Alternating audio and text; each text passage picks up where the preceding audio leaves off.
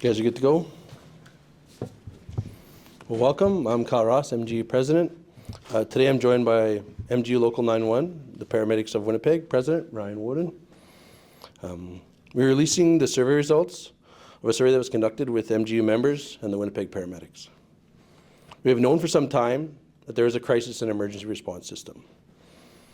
Previous member surveys that the MGU has conducted have shown the impact and challenges that our members are facing.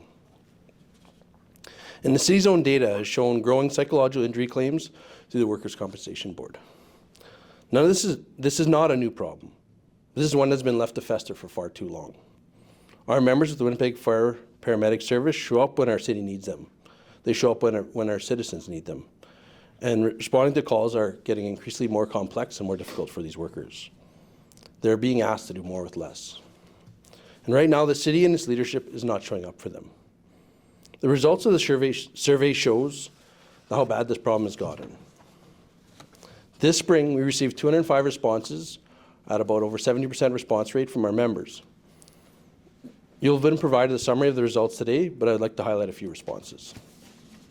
93% say they have experienced violence while on the job. Of those, 24% have experienced it daily, and 41% experience it weekly. 67% rarely or never feel adequately staffed on shift. 78% feel drained or burned out due to stress at work. 63% feel not at all or not very supported by management. 71% of respondents indicated they seriously considered leaving their job in the last year. The challenges with the Winnipeg Fire Paramedic Service have gone on too long. In 2021, we surveyed MGU members at the WFPS, and results showed serious concerns, many of which we are still seeing today, including challenges with workplace morale, violence, and it hasn't been resolved. It's time for the city to show some initiative, listen to the frontline workers, and take action to fix these issues, starting by addressing the shortage of paramedics. Not just to meet today's demands, but to meet the future demands of our growing city. But this crisis isn't just about staff numbers. The survey results point to difficult work environment driven by low morale, lack of time off, and poor support from management. Ryan will speak about the member experiences and what they've been. But the data shows us paramedics are not getting the time off they need to recover from difficult calls. They are facing growing violence, and they feel their work is misunderstood, undervalued, and unsupported by management. We look to the city and the mayor to take this crisis at Local 911 and work to resolve these issues our members are facing. And I'll pass it over to Ryan. Thanks, Kyle.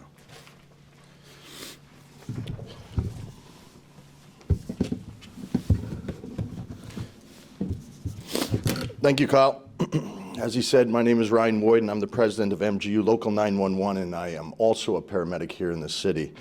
I represent paramedics in the city as well as dispatchers. We have upwards of just under 400 members, and I think that the amount of respondents to this survey is important.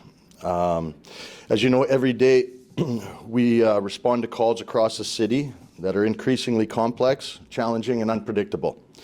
When you call 911, you want to know that someone's going to be there, and we want to be there for those citizens.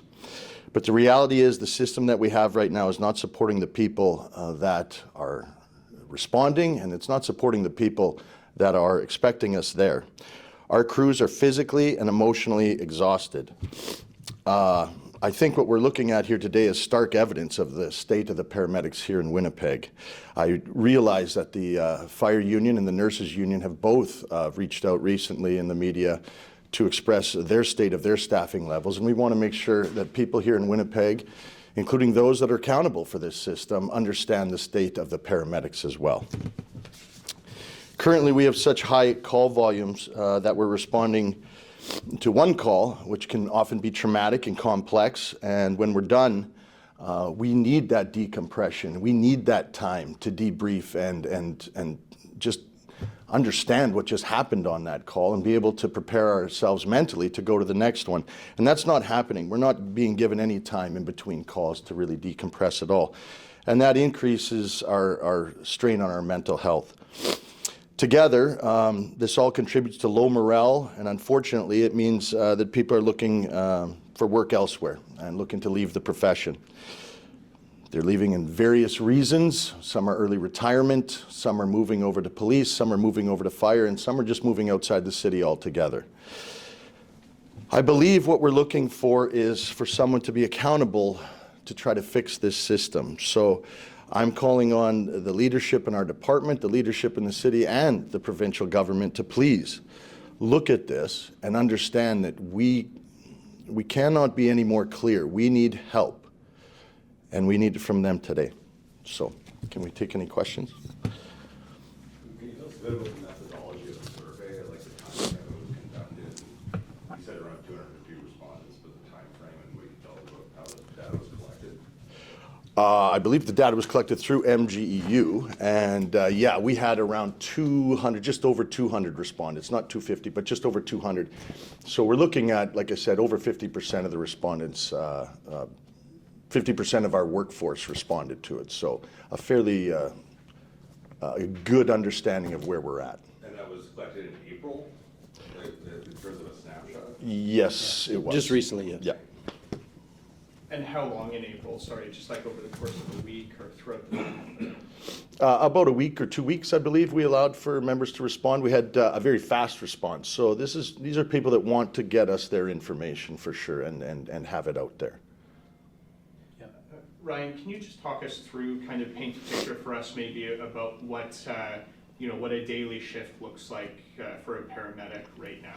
Well, I mean, a paramedic a month ago comes to work and gets a call right away and keeps going and going and going. But at least after those calls, we try to let someone know we need some time, and they try to give us that time.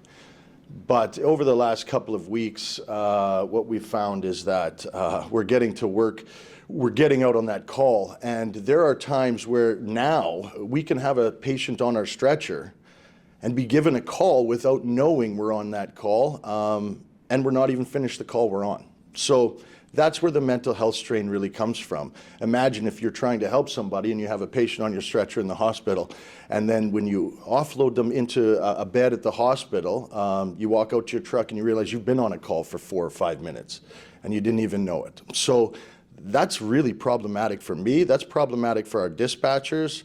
And that should be problematic for the public, because when I know someone's been waiting for me for 4 minutes and it's a life or death situation, that puts a lot of stress on me. And that puts a lot of stress on our paramedics. And we need that to change. We can't be doing this. It's just not right. We're hoping that they can certainly come up with some better solutions. Darlene Jackson of the Nurses Union said this morning on CGOB that she's disappointed with how the NDP has handled healthcare so far, and she gave them a grade of a D- for where they're at. Do you have a grade that you would give the current state? I don't think we give them a grade, but I'd say there's a lot of work to be done, and we recognize that. I think they inherited a system that was pretty broken to begin with, and I would say that they're making steps in that direction, but it's never fast enough, right?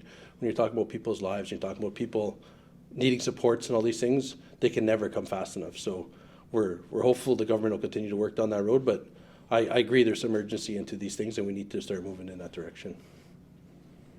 Is there a kind of a specific targets you're looking for the city and province to meet? Is there a certain number of staff that we need to hire, or is there a specific call to action, I guess, basically? I think a lot of people used to ask the question, how many more ambulances do you need? And like I said, if you've got a tap that's just gushing water and you're filling it up with cup after cup after cup, eventually the question isn't how many more cups do you need, right? It's about fixing the original problem, and that's what we need to do.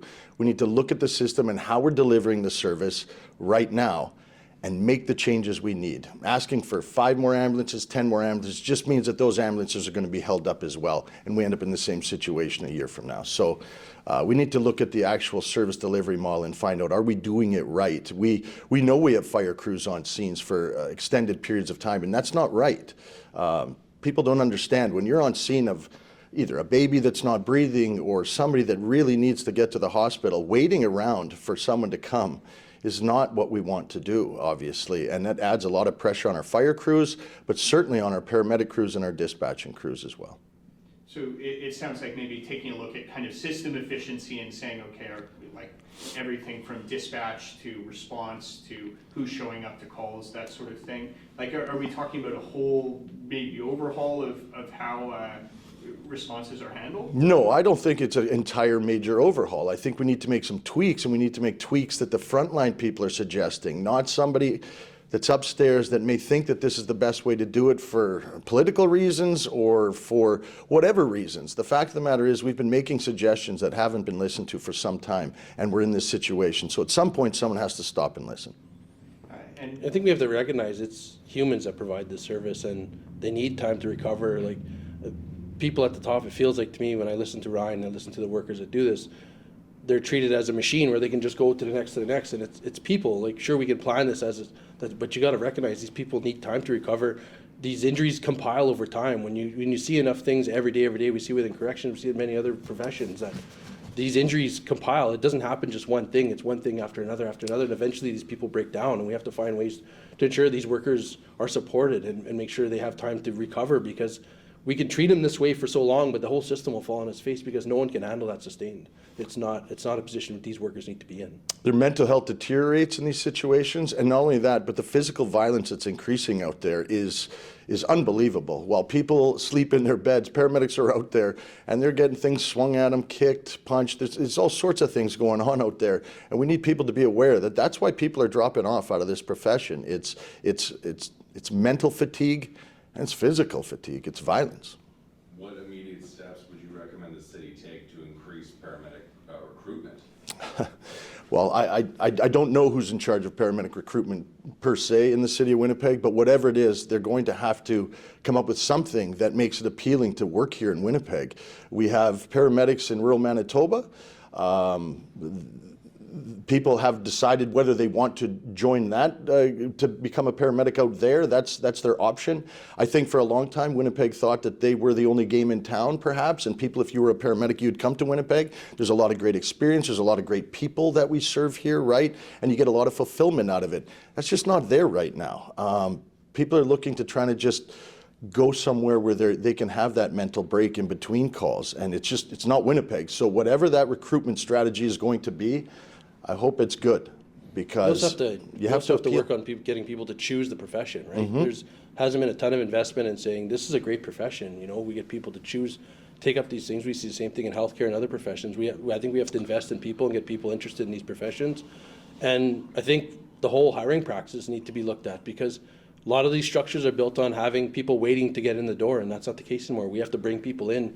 We have to invite them. We have to educate them on what opportunities, what these things entail. And right now, we're not seeing any of that from the city, from the province, anywhere. We're not seeing people being directed into these professions where there's so much needed in this province.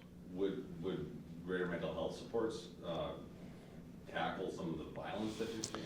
Greater mental health supports certainly would. I know that the city of Winnipeg has a BHU unit which helps with our mental health. However, it's not being used to the capacity that it needs to be used for. We want people out there looking at where we're at. Where's our baseline mental health right now? Because we don't know where it is. And so better mental health supports, better time after calls, listening to a new service delivery that might help paramedics be able to engage the public in a way that isn't always lights and sirens off to the hospital and everybody going to the hospital. So we need to look at how we deliver this service and give those mental health supports in the time that paramedics need.